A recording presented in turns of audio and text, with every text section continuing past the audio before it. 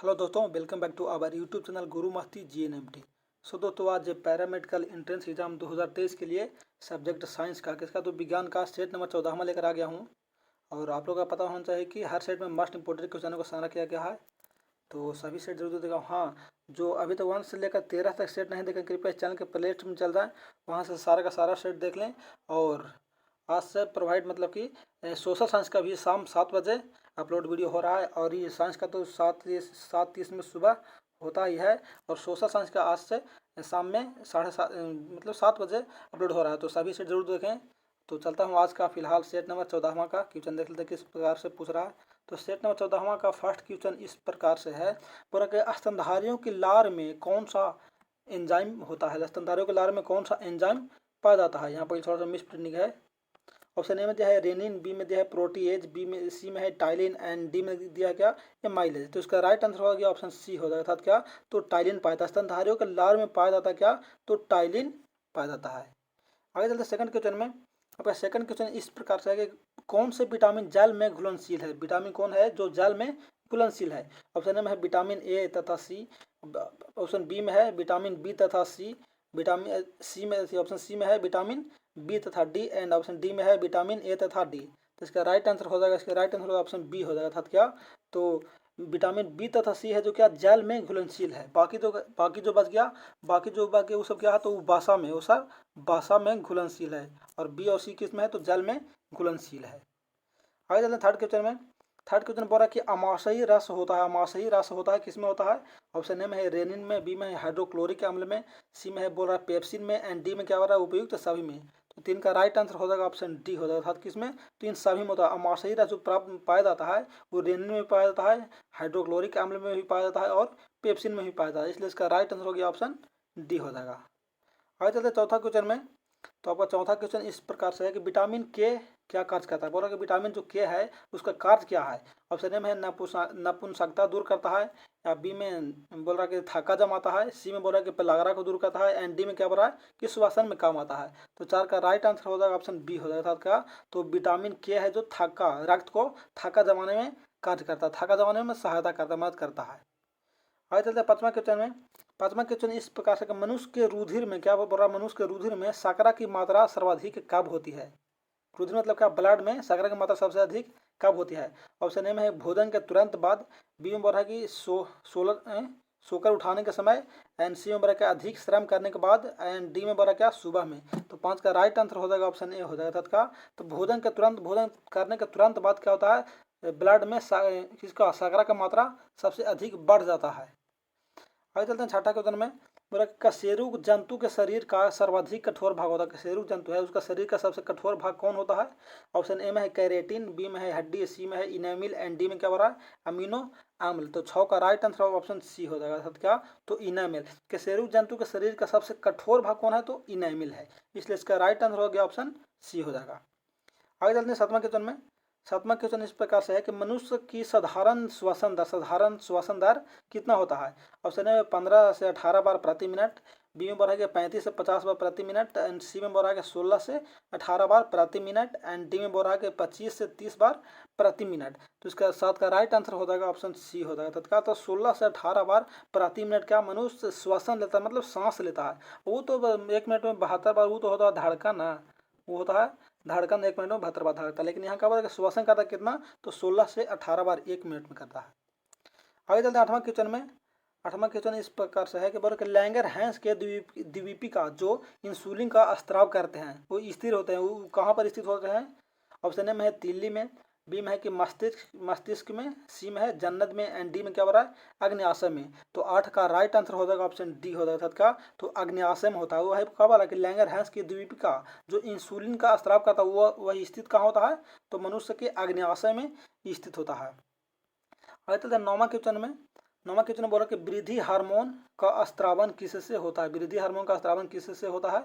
Option A में thyroxine से, B में बोला है पिट्यूटरी ग्रंथि से, सी में बोला है सिक्रीटिन से, एंड डी में बोला है एड्रीनल से। तो 9 का राइट आंसर हो जाएगा ऑप्शन बी हो जाएगा। किससे, तो पिट्यूटरी ग्रंथि से वृद्धि हार्मोन का स्त्रावन होता है। आगे चलते हैं 10वां क्वेश्चन में। 10वां क्वेश्चन आपका इस प्रकार से है कि मनुष्य के क्या बोला, मनुष्य के रोगी के मूत्र में क्या पाता है? मनुष्य के नहीं, मधुमेह के रोगी में, जिस व्यक्ति को मधुमेह हो है उसका मूत्र में क्या पाया जाता है? ऑप्शन ए में है वसा, बी में है विटामिन, सी में है शकरा एंड डी में क्या हो रहा है? कार्बोहाइड्रेट। तो 10 का राइट आंसर हो जाएगा ऑप्शन सी हो जाएगा। अर्थात क्या, तो जिस व्यक्ति का मधुमेह रोग हो रहा है उससे क्या मूत्र में क्या होता है? शकरा की मात्रा बढ़ जाता है, शकरा अधिक पाया जाता है।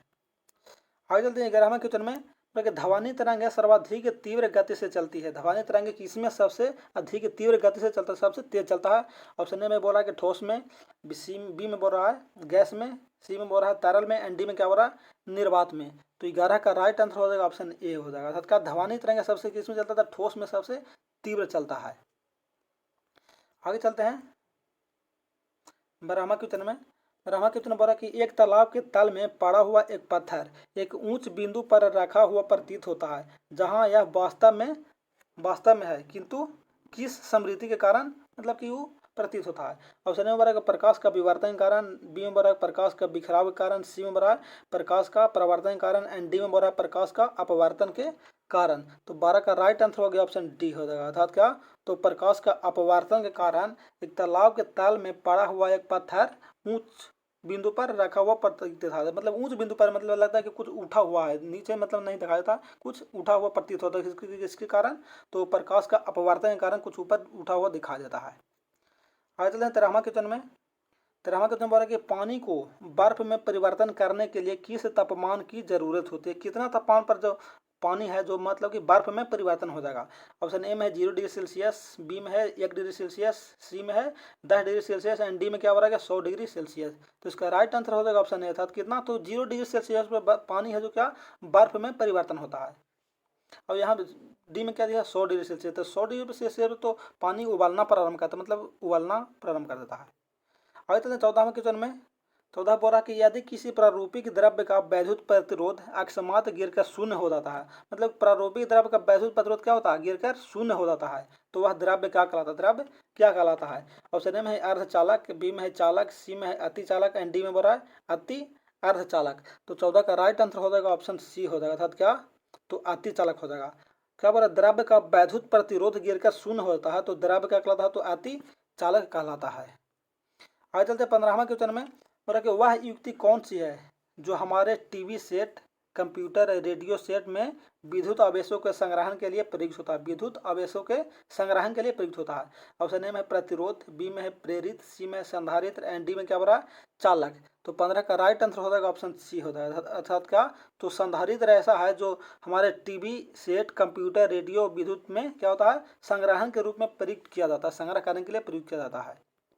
आगे चलते हैं 16 क्वेश्चन में। 16वां क्वेश्चन बोला कि प्लास्टर ऑफ पेरिस उपयोगी है। प्लास्टर ऑफ पेरिस किसके लिए उपयोगी है? ऑप्शन ए में चिकित्सक और सर्जरी के लिए, बी में सफेदी के रूप में, सी में टूथपेस्ट के घटक के रूप में एंड डी में क्या बोला? कि साबुन बनाने में। तो इसका राइट आंसर हो जाएगा ऑप्शन ए हो जाएगा। अर्थात क्या, तो चिकित्सक और सर्जरी में। इसके हाथ क्या होता है? फ्रैक्चर हो जाता है, उसे पट्टी मलहम करने के लिए, प्लास्टर करने के लिए क्या होता है? उसको प्लास्टर ऑफ पेरिस का प्रयोग किया जाता है। इसलिए इसका राइट आंसर ऑप्शन ए हो जाएगा। क्या, तो चिकित्सक और सर्जरी में काम में आने वाला क्या है? तो प्लास्टर ऑफ पेरिस है। आगे चलते 17वां क्वेश्चन में। 17 क्वेश्चन इस प्रकार से कि एल्केन की संरचना में क्या बोल? एल्केन की संरचना में भिन्नता के कारण इनके गुणों में भिन्नता पाई जाती है। इन्हें किस रूप में जाना जाता है? ऑप्शन ए में बोला श्रृंखला समव्ययी के रूप में, बी में बोला है स्थिति समव्ययी के रूप में, सी में बोल रहा है कि संरचनात्मक समावयवी के रूप में एंड डी में बोल रहा है क्रियात्मक समावयवी के रूप में। तो 17 का राइट आंसर हो गया ऑप्शन सी हो जाएगा। अर्थात क्या, तो संरचनात्मक समावयवी के रूप में। एल्किन की संरचना में भिन्नता के कारण इनके गुणों में क्या होता है? भिन्नता पाई जाती है। तो किस रूप में जाना जाता है? तो संरचनात्मक समावयवी के रूप में जाना जाता है। आ जाते हैं 18वां क्वेश्चन में। 18वां क्वेश्चन थोड़ा सा न्यूमेरिकल है। बोल रहा है कि किसी बिंदु के इर्द गिर्द 5 न्यूटन का बल का अघूर्ण, 5 न्यूटन बल का अघूर्ण 2 न्यूटन बल है, 2 न्यूटन मीटर है। उस बिंदु से बल की क्रिया रेखा की दूरी ज्ञात करना है। बल की क्या है? क्रिया रेखा की दूरी ज्ञात करना है। तो पहले यहाँ देख लेंगे क्या कि अघूर्ण कितना बोल रहा है? अघूर्ण बोल रहा है, तो अघूर्ण हो गया 2 न्यूटन मीटर हो गया ना। और अघूर्ण और बल कितना बल बोल रहा है? एफ। तो एफ कितना बोल रहा है? 5 बोल रहा है, 5 न्यूटन मीटर बोल रहा है। अब इसका दूरी हो गया तो क्या हो गया? दूरी यहाँ पर हो गया सो वाट हो गया। तो इसी को दूरी को निकालना है। तो बल आघूर्ण का दूरी, बल आघूर्ण बराबर क्या होता है, बल आघूर्ण बराबर होता है, थोड़ा सा, आघूर्ण बराबर होता है एफ इंटू के आर होता है। ठीक, तो एफ कितना दिया हुआ है, पहला आघूर्ण कितना दिया हुआ है, तो आघूर्ण दिया हुआ है 2 नैनोमीटर दिया हुआ है, नैनोमीटर दिया हुआ है, इक्वल टू कर देंगे एफ कितना दिया हुआ है, तो एफ दिया हुआ है 5 nanometer, 5 nanometer equal to R पूछ रहा है। तो अब आर ही हटा जाएगा, थोड़ा सा ऊपर कर देते हैं। अब equal to R equal to हो जाएगा कितना, तो आर इक्वल टू कर दिया जाएगा, कितना कर देगा 2/5 न्यूटन, तो ई कट के कितना आ जाएगा 0.4। इसके लिए इसका राइट आंसर कहाँ हो गया, कहाँ दिया हुआ 0.4, तो ऑप्शन बी में दिया हुआ है, इसलिए इसका राइट आंसर ऑप्शन बी हो जाएगा। आगे चलते हैं, इस पर थोड़ा सा दिक्कत होता है, बहुत जल्द ही डिजिटल बोर्ड का आरंभ होगा, टेंशन ना लीजिए। बोल रहा है 19वां क्वेश्चन में कि शून्य कोटि के नियम के अनुसार तापीय साम्य के लिए दो निकायों की किस भौतिक राशि का मान सामान्य होता है, किस भौतिक राशि का मान समान होता है। ऑप्शन ए में है दाब का, बी में बोला ताप का, सी में बोला आयतन का, एंड डी में क्या बोला संघटक का। तो 19 का राइट आंसर हो जाएगा ऑप्शन बी हो जाएगा, अर्थात किसका, तो ताप का। क्या बोला है कि शून्य कोटि के नियम के अनुसार तापीय साम्य के लिए दो निकायों की किस भौतिक राशि का मान समान होना चाहिए, तो किसका, तो ताप का समान होना चाहिए। आगे चलते हैं 20वां क्वेश्चन में। 20वां बोल रहा है कि जीन को हम किस तत्व से व्यक्त करते हैं, जीन को हम किस तत्व से व्यक्त कर सकते हैं। ऑप्शन ए में है कि यह एक अनुवांशिकता की इकाई है, बी में है कि यह डीएनए का एक भाग है, या यह उत्परिवर्तन की इकाई है, या यह उपयुक्त तीनों में से कोई भी हो सकता है। तो 20 का राइट आंसर हो जाएगा ऑप्शन डी हो जाएगा, अर्थात क्या, तो तीनों में ये तीनों उपयुक्त तीनों हो जाएगा। कौन, तो यह अनुवांशिकता की इकाई भी है, और यह डीएनए का एक भाग भी है, और यह उत्परिवर्तन की भी इकाई है, इसलिए इसका राइट आंसर हो गया ऑप्शन डी, अर्थात इनमें से तीनों हो जाएगा। आगे चलते हैं 21वां क्वेश्चन में। 21वां क्वेश्चन बोल रहा है कि नील का प्रयोग निम्नलिखित में से होता है, नील का प्रयोग किसके लिए होता है। ऑप्शन ए में सुगंधशाला या परफ्यूमरी उद्योग में, बी में बोला कि औषधि उद्योग में, सी में बोला कि रंगाई या रंजक करने में, रंगाई करने में, सी में, और डी में बोल रहा है कि खाद्य उद्योग में। तो किसका राइट आंसर हो जाएगा ऑप्शन सी हो जाएगा, अर्थात क्या, तो रंगाई रंजक उपयोग उद्योग में, रंगाई करने वाला उद्योग में होता है किसका, तो नील का प्रयोग किया जाता है। आगे चलते हैं 22वां क्वेश्चन में। 22वां बोला कि निछालन प्रक्रम में शामिल है, निछालन प्रक्रम में क्या शामिल है। ऑप्शन ए में है गाढ़े रंगों को हटाना, बी में है कि घुलनशील यौगिकों को घोलना, एंड सी में है बाष्पीकरण, एंड डी में क्या बोला फिल्टरन। तो 22 का राइट आंसर हो जाएगा ऑप्शन बी हो जाएगा, अर्थात क्या, तो घुलनशील यौगिकों को हटाना। निछालन में प्रक्रम में शामिल कौन है, तो घुलनशील यौगिक को हटाना नहीं, घुलनशील यौगिक को घोलना। आगे चलते हैं 23वां क्वेश्चन में, थोड़ा सा छोटा करते हैं ताकि सही से दिखाई देवे। 23वां क्वेश्चन क्या हो रहा है कि विकृतीकृत एल्कोहल क्या है। ऑप्शन ए में है कि एल्कोहल का एक अति शुद्ध प्रकार है, बी में बोल रहा है कि यह पीने के लिए अनुपयुक्त होता है क्योंकि इसमें जहरीले पदार्थ होता है, सी में बोल रहा है कि इसमें रंगीन अपद्रव्य होता है, एंड डी में बोल रहा है कि इसका स्वाद मीठा होता है। तो 23 का राइट आंसर हो जाएगा ऑप्शन बी हो जाएगा, अर्थात क्या हो जाएगा, तो विकृतीकृत एल्कोहल क्या है, यह पीने के लिए अनुपयुक्त होता है, मतलब उपयुक्त नहीं होता पीने में, क्योंकि इसमें जहरीले पदार्थ अधिक शामिल होता है, इसलिए अनुपयुक्त होता है। आगे चलते 24वां क्वेश्चन में। 24वां क्वेश्चन बोल रहा है कि रंग बंधक वह पदार्थ है जो कपड़ों पर रंग पक्का करने में काम आता है, या बी में बोल रहा है कि विरंजक का काम करता है, या सी में बोल रहा है कि रंग को प्रगाढ़ बनाने के लिए सक्षम है, एंड डी में बोल रहा है कि अत्यंत कठोर ठोस होता है।